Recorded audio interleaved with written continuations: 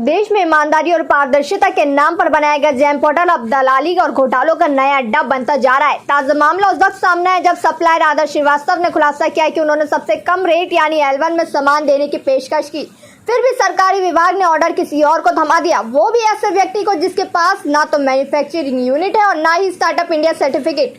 यानी जिन लोगों के पास ना काबिलियत है ना योग्यता होने से सिफारिश के दम पर काम बांटा जा रहा है। और जब इस खेल का सच जाने के लिए वीडी सक्सेना से बात करनी चाहिए गई तो उन्होंने फोन उठाना ही बंद कर दिया। साफ है कि पूरी दाल ही काली है। सर, जेम पोर्टल से शासकीय विभाग खरीदी को लेकर के आपकी कुछ शिकायतें हैं क्या? कुछ मामला है पूरा ये? नमस्कार, मैं आदर्श श्रीवास्तव। एक्चुअली में जेम पोर्टल जो है ये एक भ्रष्टाचार का अड्डा बना हुआ है। पूरे मध्य प्रदेश में जो परचेजिंग होती है, ये बिड बनाई जाती है, इसमें बिना कुछ जांचे परखे L1 बना के ऑर्डर कर रहे हैं।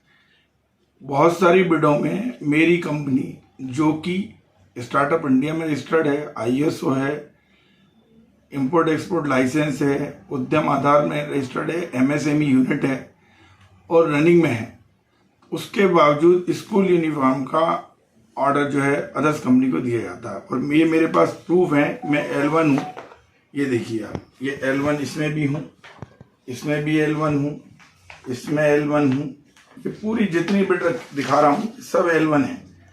अगराल से लेके तो पूरे झाबुआ, बड़वानी सब जगह L1 जहाँ जहाँ मैं हुआ वहाँ भी इन लोगों ने मेरे को डिस्क्वालीफाई किया और ऑर्डर बना के दे दिया दूसरे को। और ऐसे लोगों का ऑर्डर दिया जिनके पास एक सिंगल स्टिचिंग की मशीन नहीं है। मेरा खुद का स्वयं का मैन्युफैक्चरर है और मैं अच्छा टर्नओवर है, सब कुछ है, कंपनी प्राइवेट लिमिटेड है। स्टार्टअप इंडिया को मोदी जी का कहना है प्राथमिकता देना चाहिए, लेकिन मध्य प्रदेश शासन में जो मंत्री हैं माननीय कुंवर विजय शाह जी, उनके द्वारा, उनके स्टाफ के द्वारा AC को बोला जाता है, AC होता है सहायक आयुक्त, उसको बोला जाता है कि इस पार्टी को ऑर्डर दे दो। वो उस पार्टी को ऑर्डर देते हैं और हमारे जैसे बनाने वाले हाथ में हाथ रख के बैठे हैं। इसके बाद एक इसी के, ये तो हो गया ट्राइबल का, इसी तरीके DPI का एक टेंडर निकला।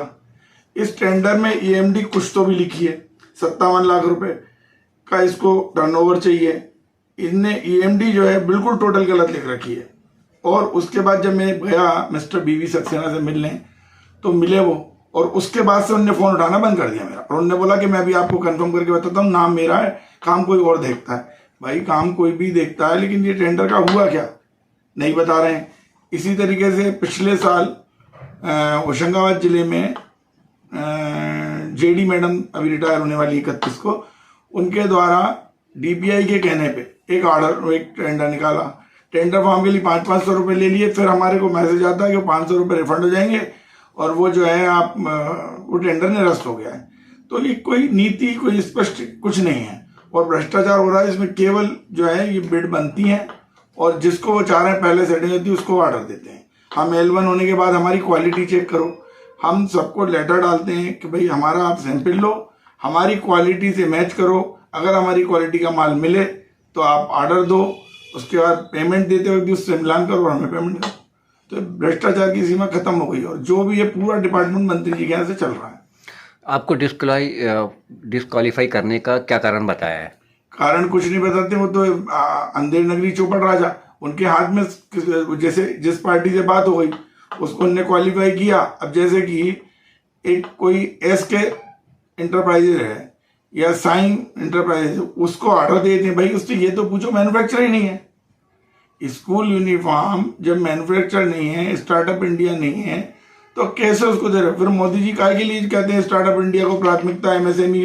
भाई MSME को भी उन्होंने आपने ताक में रख दिया, स्टार्टअप इंडिया को ताक में रख दिया। तो हम ये क्यों कहाँ है रजिस्ट्रेशन, क्यों इसमें पैसा खर्च करें? भाई योजनाओं का जब लाभ नहीं मिलेगा तो कैसे करेगा? बेरोजगार आदमी कहाँ से काम करेगा बताओ आप। थांदला में पूरी एक एक आइटम की एक सिंगल बिड हुई, हर सभी बिड में मैं L1 था। झाबुआ में, थांदला, अगराल में पूरी बिडों में मैं L1 था, सब में मुझे डिस्क्वालीफाई किया। भाई आप अगर 25-50 हज़ार या 2 लाख का एक आइटम ले रहे हो तो क्या मेरा टर्नओवर 2 लाख का भी नहीं है? या मैं किस तरीके से डिस्क्वालीफाई हूँ? जब रेट मेरे कम है तो क्वालिफाइड हुआ ना मैं। तो L1 तो बनते ही नहीं हुआ, पहले डिस्क्वालीफाई कर दे रहे हैं। टेक्निकल प्लस टेक्निकल, क्या टेक्निकल उसमें? और कोई RTI का सही जवाब नहीं देता है। अभी आपकी शिकायतें कहाँ की है कि आप शिकायत अभी करेंगे? मैं प्रिपरेशन कर रहा हूँ पूरी। जैसे ये डीपीआई का टेंडर था, बी सक्सेना ने एक बात और उस दिन कही थी कि शायद जिले में जाएगा पैसा। इसी तरीके से भी एक टेंडर हुआ है उज्जैन का। अब 15 तारीख या 16 तारीख उसकी खुलने की थी, आज तक नहीं खुली, पेंडिंग है। अब वो खुलते खुलते क्या हो, खुला नहीं, जो मेन कॉम्पिटिटर है वो एकदम से बाहर हो जाएंगे। वो बाहर ऐसे होंगे जिसकी सेटिंग हो जाएगी तो बाकी सबको डिस्क्वालीफाई करके और उसको ऑर्डर दे देंगे। ये अभी उज्जैन में भी यही होगा। उसमें मैंने भरा 22,000 का डीडी था, वो भी मैंने लगाया उसमें।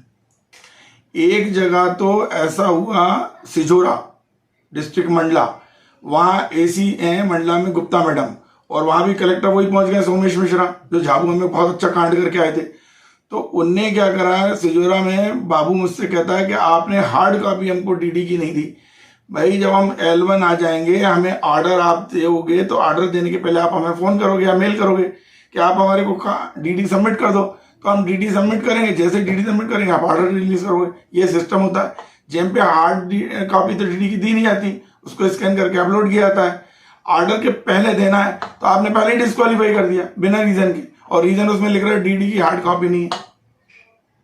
आगे क्या कार्रवाई करेंगे आप? अभी मैं जा रहा हूँ, इसको पूरी फाइल बना रहा हूँ। जितनी जगह मैं L1 था, कम से कम 30 से 40 जगह L1 हूँ, इसकी पूरी फाइल बना रहा हूँ।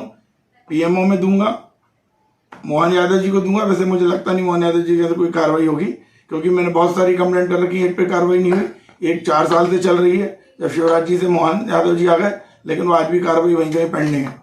तो गवर्नमेंट तो कुछ करेगी। पीएमओ में एक बार आखिरी प्रयास करूंगा, नहीं तो इसको लोकायुक्त में जांच के लिए दे रहा हूँ, और जल्दी लोकायुक्त में विदिन वीक में दे दूंगा। नियम विरुद्ध पूरे मामले चल रहे हैं क्या? पूरे नियम विरुद्ध। नियम है ही नहीं मध्य प्रदेश शासन में, जेम में नियम नहीं है।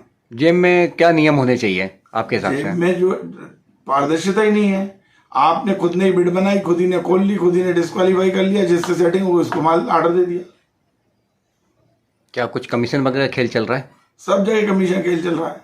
भाई मंत्री के यहाँ से फोन क्यों जाएगा? बिना कमीशन के कारण तो जाएगा नहीं। कुछ लाभ नहीं होगा तो मैं भी आपको फोन क्यों करूंगा? वो तो परंपरा बहुत गंदी चल रही है। और एसी लोग प्रेशर बनाते हैं प्रिंसिपल पे।